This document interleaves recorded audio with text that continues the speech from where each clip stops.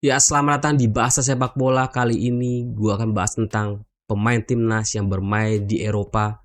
Mungkin hanya beberapa pemain timnas seperti Calvin Verdong, J.I. Jess, Emil Audero, dan Kevin Dix. Karena itu yang sangat terlihat di 5 kompetisi Eropa yang teratas saat ini.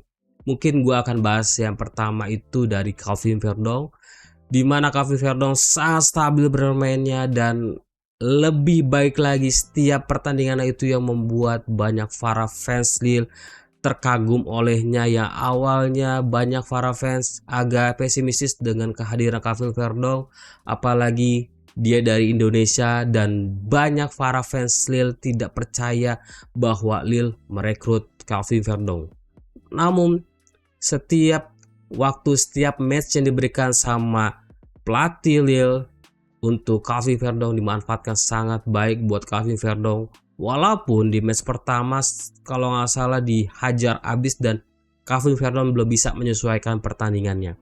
Namun setiap match selanjutnya dia bisa berkontribusi banyak untuk Lille dan dia menjadi pesaing untuk pemain yang sering atau tidak pernah tergeserkan di posisi kiri itu Fraud. Akhirnya kali ini banyak perubahan dari strateginya pelatih Lille, sering memasukkan Kevin Dix, Calvin Verdong maksud saya. Itu terlihat beberapa match Proud tidak ditampilkan secara penuh setiap pertandingan week by week, namun dia digantikan oleh Calvin Verdong dan ini bisa menjadi kesempatan Calvin Verdong.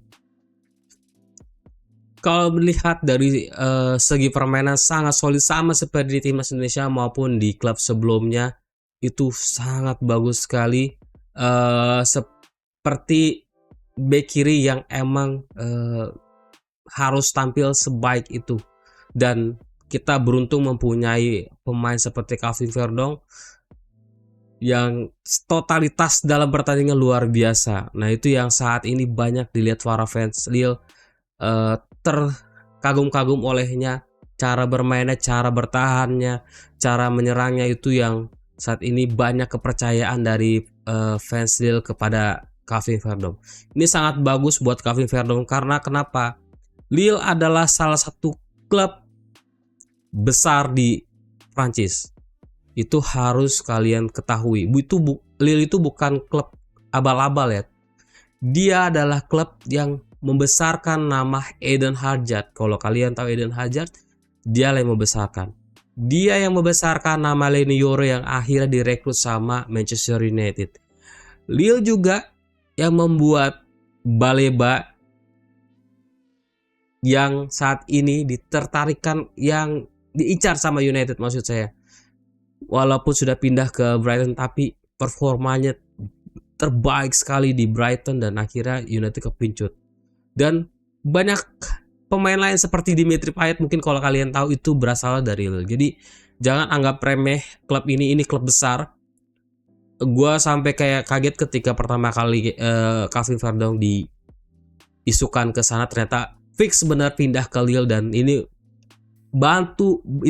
batu loncatan banget buat Calvin Verdong, karena ketika dia bisa menggeser Proud di posisi kiri dan tampil week by week, jangan heran kalau Calvin Verdong akan bermain di Liga Inggris. Pasti banyak yang ngincar Calvin Verdong. Kalau misalnya performanya stabil, dikasih kesempatan sama pelatih itu sangat baik banget, dan itu bisa ke Liga Inggris. Liga Inggrisnya ke klub mana ya? Kalau gue yang penting ke Liga Inggris. Syukur-syukur di mid table, tapi kalau misalnya tidak mid table, bisa di bawah, itu sangat is okay karena buat pengalaman Calvin Verdong juga untuk ke timnasnya Indonesia juga. Walaupun kalau dari segi gue berharapnya ke tim papan atas ya, biar lebih enak. Apalagi kalau misalnya MU melihat dari segi segalanya ya, Calvin Verdong tuh bisa bermain untuk MU, dan bukan hanya untuk permainan juga, tapi dari segi pamor akan lebih besar. Oke, dengan Verdong cukup. Kita ke Jerman sedikit, yaitu ada Kevin Dix. Kevin Dix akhirnya bisa menang Borussia Mönchengladbach setelah berapa kali kalah di Bundesliga akhirnya menang lawan St. Pauli di kandang St. Pauli juga dengan skor 0-4 didapatkan oleh Borussia Mönchengladbach, dan tidak adanya gol yang tercipta untuk St. Pauli membuat Kevin Dix tampil solid dan clean sheet. Mungkin kalau dari segi permainan tidak terlalu oke seperti Calvin Verdon, tapi setidaknya ada cukup moral yang tinggi ketika Kevin Dix Kevin Dix diberikan kesempatan terus-menerus dan membuktikannya bahwa dia bisa menjaga lini pertahanan lebih baik lagi. Dari segi skor rating is okay 7,4 7,5 setahu gua, tapi akan lebih baik lagi dan performa Kevin Dix masih belum keluar sepenuhnya karena mungkin baik lagi ya penyesuaian dengan taktik pelatih dari pelatih yang sebelumnya, di mana yang dipecat dan sekarang kayak nggak salah pelatihnya itu pelatih baru dan ya harus menyesuaikan juga. Tapi so far di beberapa pertandingan Kevin Dix agak lebih baik. Gue yakin saat ini bukan performa terbaiknya, pasti akan ada performa terbaiknya nanti. Kita lihat aja di next week seperti apa di Bundesliga, karena gue tidak terlalu impress dengan Borussia Mönchengladbach musim ini. Pembelian pemainnya tidak terlalu bagus buat mereka, hanya Kevin Dix yang dia datangkan dengan secara free ya. Tapi untuk kita sebagai pecinta sepak bola nasional pasti sangat senang dengan adanya Kevin Dix di Bundesliga. Setidaknya dia memberikan nama Indonesia di Bundesliga, bahwasanya banyak pemain timnas Indonesia yang bisa direkrut oleh Bundesliga, dan bisa jadi ini adalah salah satu peluang pemain-pemain timnas Indonesia atau pemain-pemain Indonesia bisa berkiprah di Bundesliga. Itu gue juga berharap banyak juga para pencari bakat di Bundesliga pergi ke Indonesia, karena sebenarnya banyak pemain-pemain yang memang kualitasnya bagus dan mungkin bisa di atas Kevin Dix yang seperti Kevin Dix bicarakan ya. Rizky Ridho, gue yakin selain Rizky Ridho juga banyak pemain yang lebih bagus lagi, namun memang tidak terpantau penuh oleh PSSI. Dan harapannya kayak seperti Bundesliga kan banyak cari pemain-pemain Asia ya, lebih tepatnya ke Jepang atau ke Korea Selatan. Tapi dengan ada Kevin Dix berharapnya dia bisa meluncur ke Indonesia untuk mencari bakat-bakat terbaiknya dan dibawa ke Bundesliga. Oke, untuk Kevin Dix itu saja. Terus kita ke Ijes yang menurut gua wow luar biasa walaupun tadi pagi kalah 1-2 lawan Genoa, dan gue agak sayangkan gitu ya, mungkin itu kesalahan fatal juga. Ijes tidak terlalu menjaga penuh pemain Genoa, akhirnya bisa mencetak gol di menit 90. Mungkin tidak siap untuk, ya tidak tahu ya seperti apa kenapa bisa di menit 90 kebobolan, dan itu JIJ yang one on one dan tidak bisa menutupi gol tersebut gitu loh. Tapi so far selain kekalahan lawan Genoa 1-2, Sassuolo juga menang sebelumnya melawan Cagliari, itu juga performnya JIJ cukup baik, cukup bagus, cukup menurut gue stabil ya, walaupun performa terbaiknya belum masuk ke yang paling atas lah ya, masih belum menunjukkan yang benar-benar JIJ yang biasanya diberikan kepada seluruh penonton timnas. Namun kalau dilihat dari segi performa ya stabil gitu, tapi belum terbaik ya menurut gue. Pasti akan ada masanya JIJ akan memberikan performa terbaik dan akan lebih stabil lagi, dan gue yakin itu terlihat sih dari JIJ. Dari segi kaptennya bagus, leadershipnya bagus, dari segi hal jaga jarak bagus. Mungkin kayak tadi agak kecolongan aja di menit terakhir dan mungkin konsentrasi agak hilang gitu loh. Namun so far dari beberapa pertandingan terakhir JIJ sangat baik, sangat oke lah gitu ya, walaupun masih belum membuat penampilan terbaiknya lah ya untuk saat ini. It's okay untuk JIJ karena dia udah diberi kepercayaan penuh sama Fabio Grosso, pelatihnya JIJ di Sassuolo. Jadi harapannya akan terus solid dan bisa menjaga performanya dan kalau bisa lebih terbaik lagi.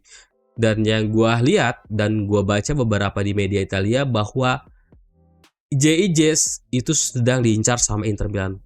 Benar atau tidaknya gue juga belum tahu, karena ini hanya berdasarkan dari beberapa media yang ada di Italia, bukan berdasarkan dari Fabrizio Romano atau De Marzio yang lebih akurat untuk terkait berita transfer pemain. Harapannya, gue berharap di tahun atau musim depan dia direkrut klub besar, setidaknya klub besar seperti Atalanta lah ya, atau Lazio atau AS Roma, kalaupun memang di Inter tidak bisa atau dari Inter tidak berminat untuk meminangnya. Walaupun informasi yang tadi gue berikan Inter sangat berminat, tapi sampai detik ini belum ada isu-isu yang lebih detail lagi gitu loh.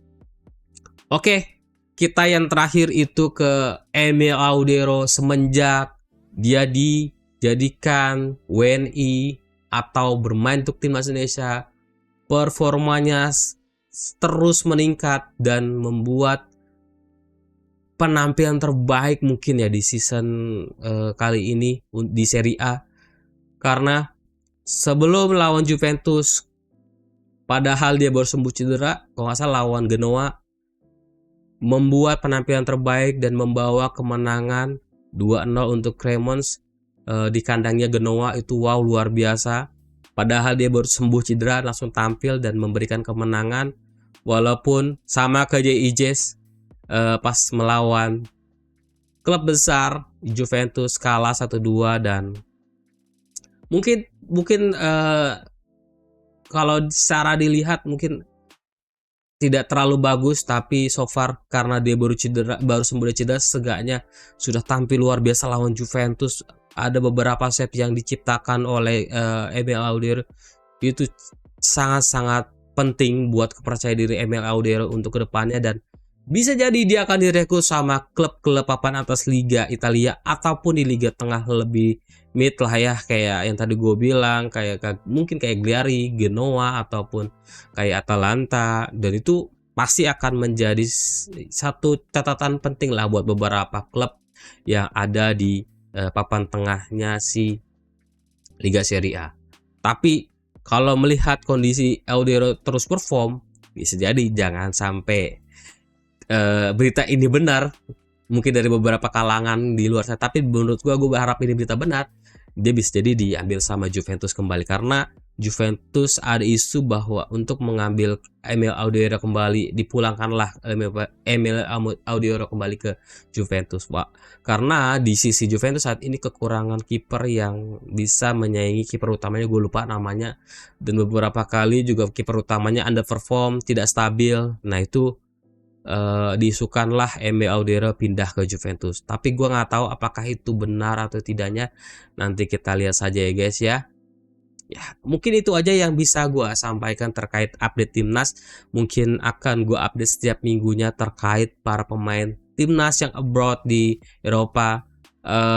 Gue tidak bisa memberikan terkait performa yang Justin Hubner, Nathan Chuaon, karena gue tidak bisa melihat pertandingan seperti apa, dan yang lainnya di Liga Belanda gue belum bisa memastikan pertandingan seperti apa dan tidak bisa memberikan terkait statistik dan lain-lain permain di Belanda. Tapi untuk next week gue akan memberikan informasi update tentang mereka. Tapi gue cuman ya informasi itu aja. Nanti next gue akan informasikan tentang abroad lainnya. Oke, sampai jumpa di Bahas Sepak Bola selanjutnya, dan jangan lupa kemungkinan gue akan live streaming nanti malam di Timnas Indonesia U17 melawan Gambia. Sampai jumpa di Bahas Sepak Bola selanjutnya, bye-bye.